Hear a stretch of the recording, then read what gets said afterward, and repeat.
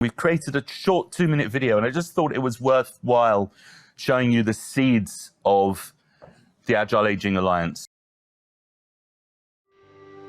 This day is a compendium of what we've been doing during the course of this year.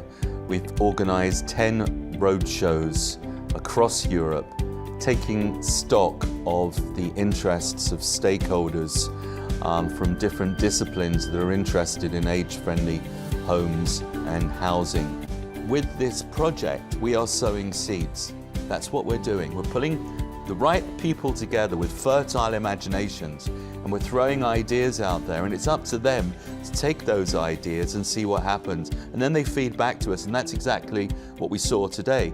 You know, people feeding back bigger ideas than we shared, and then we'll take those bigger ideas and we'll move them out again. So it's a very organic process. It's a very rewarding process for those people that are within, because you can attend these kind of events. You get lots of talking heads saying the same thing, what we call the usual suspects.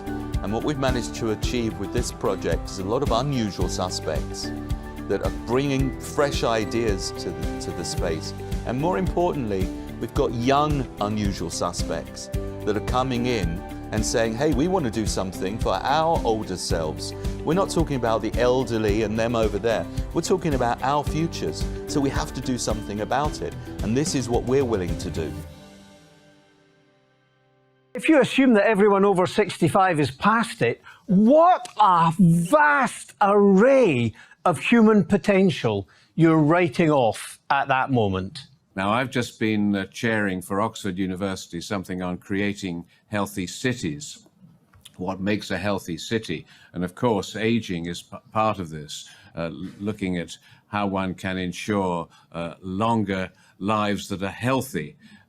And this has opened my eyes a bit to the value of not just lifetime homes, but of lifetime neighborhoods, of thinking of the neighborhood. And Ian has used the slogan in his excellent work. And Ian, just to say in passing, great with the progress on the ISO, and, you know, keep us parliamentarians in the loop on that.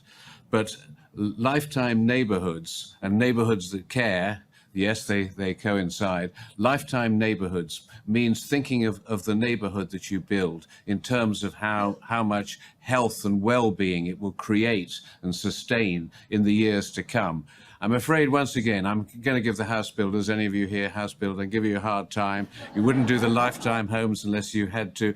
You won't do lifetime neighborhoods unless that's a requirement of the planners, that they incorporate into new developments the extra amenities and facilities and the good things that make a bunch of houses into a community, into a really useful place for one to age and indeed bring up families and all of the rest of it. Really, really excited to be here today with you. What we are here to present today is the role of UN Habitat. We are the United Nations Human Settlement Program. So we work with cities, with national governments to move ahead with the implementation of the SDGs, the Sustainable Development Goals of the New Urban Agenda.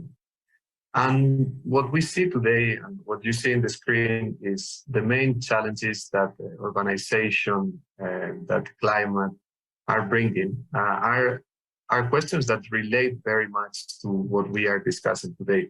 In order to have neighborhoods that are going to be inclusive, that are going to be multi-generational, that are going to be vibrant, as Ian was explaining, we also need today to address some of these challenges that can come as opportunities. But we need to look specifically, and after the 2 years that we have been that we have experienced, we need to look at how our neighborhoods deal with health and how the health function originally a consideration from urban planning. Urban planning is, as many of you know, started from the perspective of how cities could be more healthy. The second one is the climate action, the climate change, and all the vulnerability issues that it creates, specifically for vulnerable groups, specifically for priority groups that suffer more, that are more exposed to climate change, to high temperatures, to heat island effects in the cities. So those neighborhoods of the future need to take this very much into account.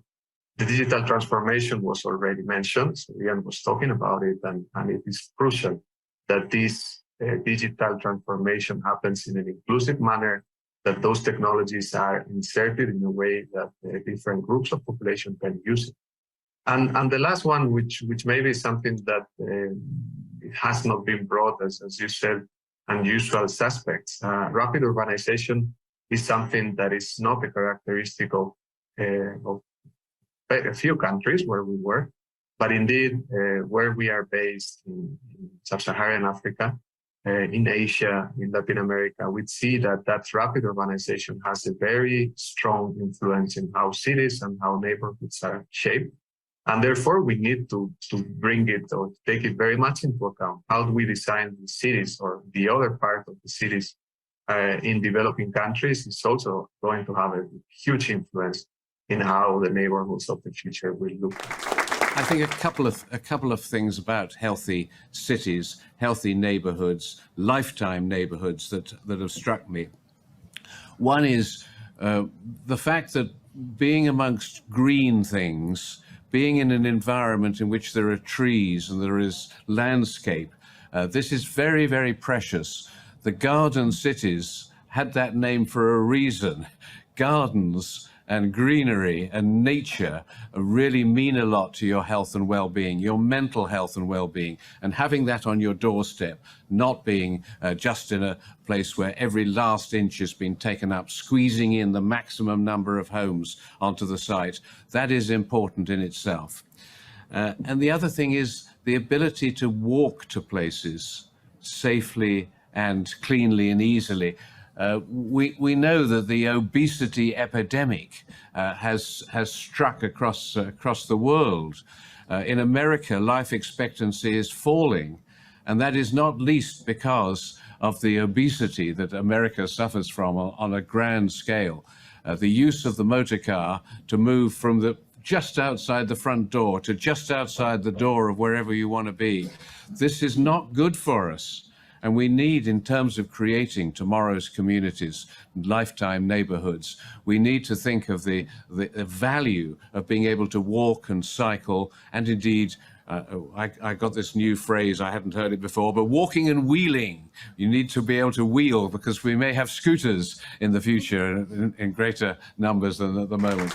We tend to think that old people have memories and histories. Old people have futures and ambitions. And unless we start from that understanding, then we're starting from the wrong place. We really have to believe that 55 is sort of early midlife. It's not the point at which you start getting old. The point at which you start getting old is when your brain decides that you're old, nothing else. Everybody wants a say in how they live their lives, given the chance. And what we have to do is go and make that effort to have the conversation. And yes, of course, it all comes down to power, without a shadow of a doubt. You know, some people have the money and the power to get things done. Other people don't, and they have to use what is available. But we're all here, I think, trying to change that balance of power, and trying to bring people together to find a common way forward that's going to be successful for the people that are providing, the people that have a commercial interest, because of course those people have to make sure that works too, but ultimately providing communities that people can and want to live in successfully. I think it would be unrealistic and unfair to expect businesses just to go ahead and co-create. I think anyone can have a chat, but it's not that easy to then go, right, okay, we've got these insights, how do we make best use of them? So I think we need to be aware of, say, organisations like ours at the UK National Innovation Centre for Ageing and Voice, where for 15 years we've been co-creating in health research and innovation for ageing. So it's about putting a support network around innovators and policymakers where we can support them to do co-creation well. I think it's just an unrealistic expectation just to say you need to co-create and get on with it. So I really like this question, because it's something I certainly struggle very much with, where engagement is part of the co-creation process, but because you're involved in the process, doesn't necessarily mean you get what you want, but people anticipate that's what co-creation means. But yeah, please. So, David Orr, Clarion Housing Association. I think I was just about to make the point that you've just made. Right. I'm very anxious, actually, about the term co-creation, because I think it's a term professionals use about an engagement with people who wouldn't dream of using that word in their day-to-day lives. And we have to be very, very, very careful not to do that, because you create othering language if we're not careful. The second thing is that it's not really co-creating when you've got a cohort of people who are well-resourced and have big voice, who want absolutely nothing to change. And until we can find some way of marginalizing that view in favor of, you get people in the room with generation rent trying to have the conversation, but the people who hold the power are ignoring that, and the people who are well-housed, articulate and wealthy are just saying no to it. So I think, you know, we have to be realistic about what you have to do. This is not a polite process. If you want things to change, you have to kind of batter down the doors. Where we are moving as technology, we are moving very rapidly in a world that everything is going to be connected. So the older people of today, they are living a digital divide. So that's an issue that we face now. But when we will be in that place, probably we won't have the same issue. So I really agree with the concept that we need to start thinking about the future services where we could see ourselves in that conditions in 10, 15, 30 years, let's say. So what we have created to try to do that is try to revert a little bit the idea and try to put the patient or the citizen, because we are not always ill, let's say, in the center, and try to create new business paradigms where they will be in the control over their data, and try to create new services based on that. So we are creating tools like a Lego block, like a box of Lego, let's say, and in a co-creation process, we are creating new services based on what is really needed by the patients and the clinicians, of course, opening channels for them. And the data part, the interoperability part is crucial in trying to building those services, because we need to bring the barriers. So the clinicians, each clinician, they have their own system, they're keeping their data, but it's very hard to get them out of there. And that's the big barrier that we're facing today. We can get a bit too narrow in how we think about data. So longitudinal health and care records are kind of only part of the story, really. We need to think about place-based data. We need to think about the ecosystems which bring together a much wider base of information. So housing, social care, neighbourhood information and statutory data. We've got no contextualisation for the information that we have if all we are looking at is the patient care record of the individual.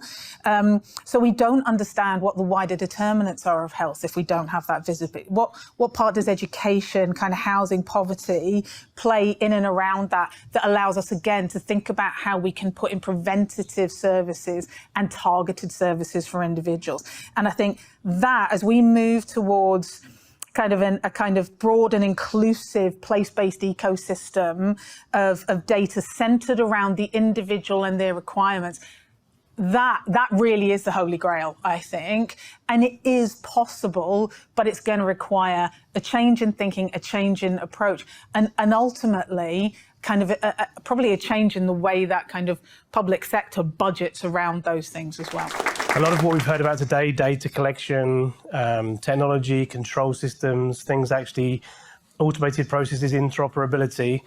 Our company is all about focusing on the business model that can deliver that effectively and efficiently into the residential sector, not just for the super prime market that I've been involved in my career, but for everybody, from the least expensive house to the most expensive house or hotel room in the world. So democratization is where we're at. I was just sitting there thinking about communities that care, and two reflections came to my head. The first was the two communities that I've recently been in over the last few years since we set up the Global Disability Innovation Hub, where I have felt there was most caring. One was in the Cockle Bay community in Sierra Leone, which is an informal settlement or a slum. And the second was Kibera in Kenya, which again is an informal settlement or a slum.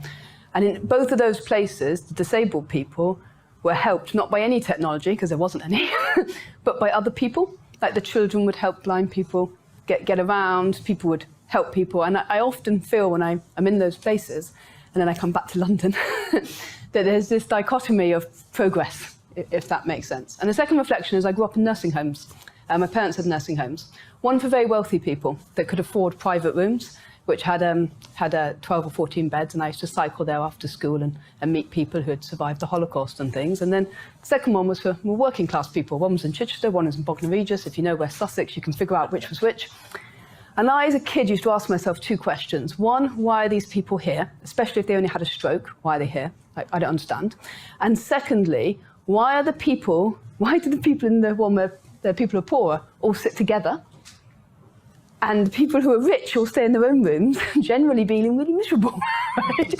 And I could never understand that as a child. So I was just sitting there thinking, when you think about care, that's what we think about. Anyway, that's why I care about global disability innovation, is partly because of my background in growing up around nursing homes, like growing up around people who maybe couldn't help themselves, and trying to figure out why as a society we couldn't do a better job. One of our challenges at the moment is how can standardization be used as a tool to accelerate disability innovation and innovation that supports healthy and happy aging, because I'd like that. And so together we hope to change the world, and we back the ISO 25553 multi-generational neighbourhoods that care